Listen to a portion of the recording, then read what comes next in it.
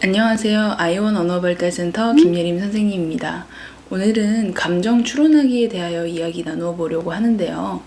감정을 추론한다는 것은 우리가 상황을 이해하고 이 상황의 앞뒤 상황을 미루어 봤을 때 일어나지 않은 일들을 예측하는 능력을 의미하는데요. 이러한 추론을 위해서는 이런 상황을 관찰할 수 있어야 되고 이 상황에 대한 이해가 뒷받침되어야 되고 그리고 그런 비교 판단을 통해서 추론이 가능해지게 되는 건데요. 이런 종합적인 사고 과정을 통해서 우리가 일어나지 않은 일들을 예측해보고 추론해 볼 수 있는 겁니다.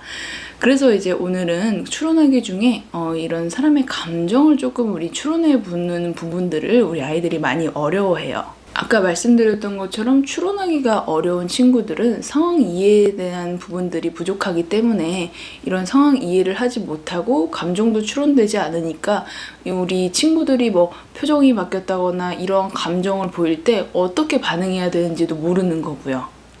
그래서 오늘 설명드릴 감정 추론하기가 우리 아이들에게 정말 중요한 부분이 되겠는데요. 아이들에게 약한 게 뭘까요? 아이들은 현재 보이는 상황에만 집중을 합니다. 그러다 보니까 보통 과하게 좀 우는 상황이라든지 웃는 상황에서는 확실하게 또 반응을 가능하고 반응해 주기도 하는데 문제점은 울거나 웃는 강한 자극이 아니라면 그 외에는 반응하지 못한다는 겁니다. 그러다 보니 감정에 대한 세분화가 어렵고 감정을 이분법적으로만 생각하게 되는 겁니다. 좋거나 싫거나. 우리가 어떻게 가르쳐 주어야 하냐면 어떤 상황에서 웃음이 나고 어떤 상황에서 울음이 나는지 그런 상황을 이해할 수 있도록 다양한 상황을 제공해 주는 게 중요한데요. 아까 말씀드렸던 것처럼 상황을 바라봤을 때 나는 이런 상황에서 웃을 수 있고 또 친구는 또 다른 상황에서도 웃을 수 있어요. 그런 식으로 내가 웃는 상황과 친구가 웃는 상황이 다를 수도 있다는 것을 비교하고 판단할 수 있어야 되는 거예요. 그리고 나중에 비슷한 상황이 발생했을 때 얘가 이래서 웃는구나 라는 걸 이해할 수 있도록 그래야지만 그런 상황을 보는 능력이 생기고 감정 추론까지 이끌 수 있게 되는 겁니다.